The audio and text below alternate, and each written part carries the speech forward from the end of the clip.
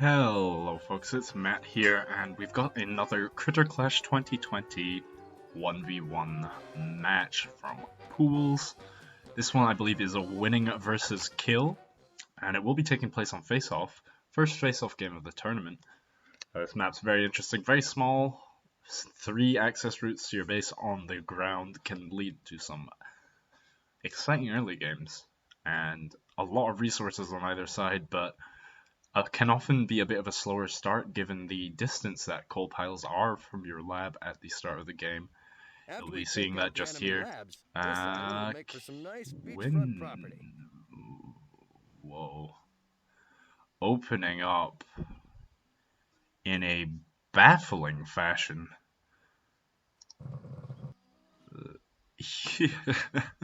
Very early fences coming out from winning here. I'm not sure about this.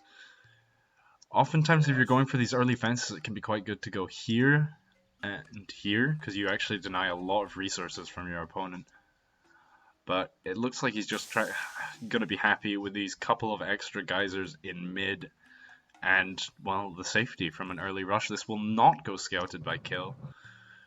Sitting over here on the left side with green, but his early economy is far stronger. You'll be able to see just the number of henchmen he has mining right now, and the lack of fences placed means that he was able to afford a lightning rod ahead of winning. But these fences are all down, and this will be quite hard to break for KIL in the early game. But he's still got access to all his coal over here, and henchmen can swim, so they can take the long way around if they so desire. But it looks like winning's just looking for a safer early game so he can get his economy rolling before he does anything silly. KIL already walking down to expand. This is a bit awkward because now he's not really mining over here. It will be slightly more efficient to mine from here just because his workshop will be significantly closer to the coal, but he's not making any more henchmen. Only 5 mining over here, which is actually inefficient. When you get your expansion fully saturated, it becomes more efficient because, as you can see, the henchmen, instead of darting around between coal piles, just wait in a nice queue at each one. There you go, setting up his first expansion, winning a little behind on his, going for the early advanced structures. I never really know about this. He looks like he's going for another fence here, but he's not seen any evidence of early aggression from KIL. I don't know, man. Continuing to keep his hench production up. KIL has hit 2. He's going for this chamber. Still, these fences remain unscouted. Let's see what winning has in store. He's continuing his hench production. He has that early advanced structures. Again, I'm not convinced by it. I see a lot of people stand by it as a strong play in the early game, but you never really see anyone utilize it really before level 2 unless you're going for some funny gyrocopter play. And winning going all out on the defenses here, I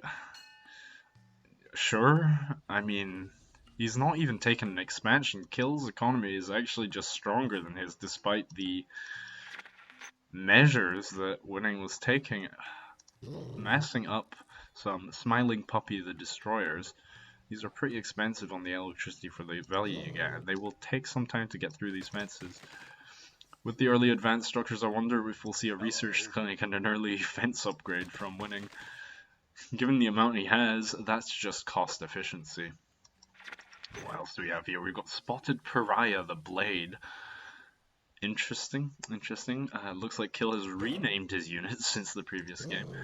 Where have all his henchmen gone? There's some up here.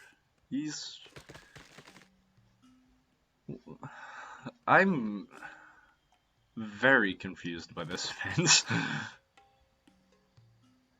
Has he still not scouted this? And here we see winning finally taking advantage of the time, basically, that these fences are gonna buy him. Slowly expanding now, going for a very early 3. I wonder if KIL's falling behind on that front, not producing henchmen either. Looks like this little army he's produced is...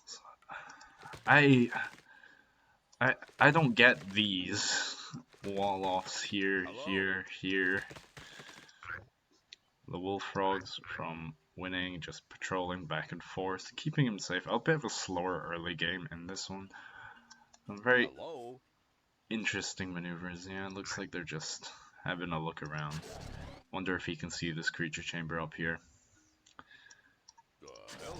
What's KIL waiting for? I don't know if he's even seen these fences. His electricity income is low. Well, not low, but his production is high. He's not going to be able to go for 3. There he is, just starting it now. But look, 58 electricity on these ranged units, 51 on these melee units, and look at the amount he has right now.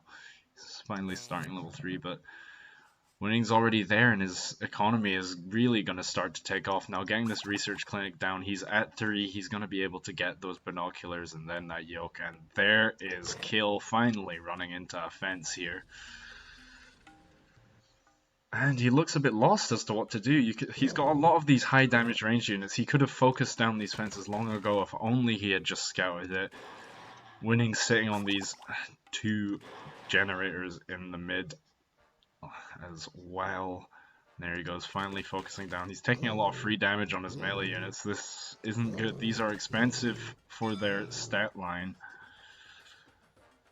And you have so many ranged units anyway. And there's KIL hitting 3.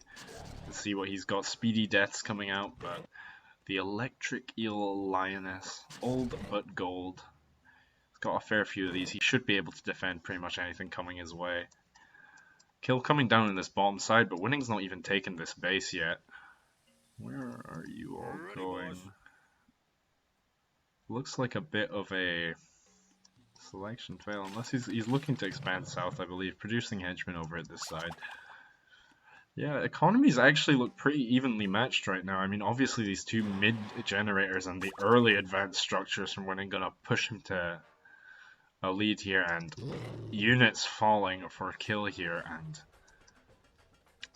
I don't know, I really think winning could take the initiative here and just go nuts, but some speedy deaths here. What is that? Walking stick tiger? Or is it a bull? I think it's a bull. Yeah, it's a bull, obviously with the selection noise, and some golden lion the nut cutters coming in for support. A bad focus targeting down that genetic amplifier with a few of his units. That's no good at all. And this attack easily repelled just with the sheer numbers and the upgrades. So valuable on these high damage units. That's a flat 20% increase on all damage upgrades, so the 10 to 12 is efficient, especially with the Pack Hunter on top of it. Will he be going 4 just yet? His electricity income is pretty insane. Finally getting the motivational speech. Those henchmen just speeding right up. Looks like he's just getting more chambers down. I don't know if he's looking to go 4 or maybe just go for a full level 3 all-in. KIL in a similar position, still not taking this expansion here. And he does have his henchman upgrades as well. Oh, he's not mining very much at home. And he's not producing any henchmen. What is KIL's focus on right now? I don't know. He's got to have a bit of a bank building up. And there we go. Finally seeing the henchman production resuming. But winning on his way to 4 and with just significantly larger army numbers. And these sound beams just chilling over here. And there it is. There's winning coming in, and KIL just doesn't really have an army here. And winning backing off for some reason. Almost like he's playing with his food. Maybe he hasn't really scouted, so he doesn't really know what he's up against. Maybe he's just looking to play it safe. Especially with these camo units, he didn't know how many of them could have been sitting about, but just look at the numbers, man. Upgrades across the board, 37 speed upgraded, far outpacing the speedy deaths, ironically. But again, the camouflage does help them a lot in closing the distance. That is a lot of air chambers going down for winning, right on time for his level 4 to finish. Let's see what starts coming out of these chambers. There's the lionesses going in, and this is so hard to repel without any AoE or artillery. What can he really do here? Up here we can see Dragonfly Mana Wars with 53 melee damage upgraded. That is a lot. And he's had so much time to mine freely with these two undisturbed generators in mid. His army is just stronger than KIL's right now. KIL's not even started for. I mean, I really think this attack alone could have closed this game out, but there's more in the back, just awaiting.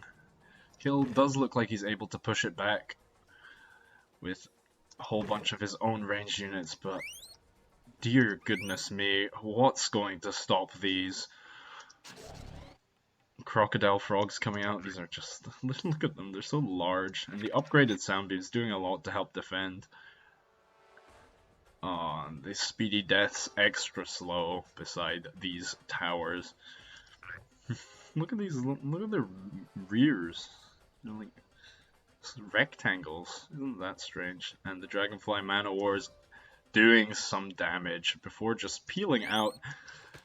These fences still standing, which really is helping winning out and just going in and out with these flying units. Can't be chased down, and you can't be doing this. You can't. You're behind on economy. You're just sending units to die over here. You may get a sound beam, but there's the full force of KIL just falling before his very eyes. Still not started for. And winning is sitting pretty with even more flyers massed up, and the croc frogs coming in with their upgrades. That's a lot of anti-air towers. I don't know if he's got the upgrade. And just look at the speed in which they are falling, though. The 50 plus damage of these flies just absolutely destroying everything. No Sonic to stop them, no air bursts to stop them.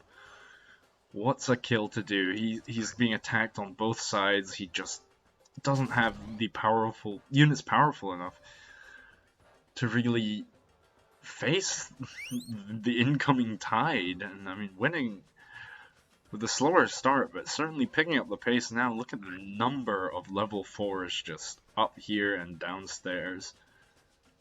KIL's done for. You just can't compete. 50 damage! You can't let your opponent build this many 50 damage units. You will just die. As we can see. There we go. Look at this orderly queue back here. They're all just waiting their turn. There they go. In we go, children. But the lab is already dead. That is so many flying units. And wow. A much slower paced game than I think a lot of the others we've seen today. But winning, able to close out pretty decisively there. Now, if you enjoyed this video, please subscribe, and if you would like to play with us sometime, but please join the Discord, link in the description. And if you like what the Tellurian team is doing, adding gazelles and such like, please consider supporting our Patreon, link also in the description. And I will see you all later.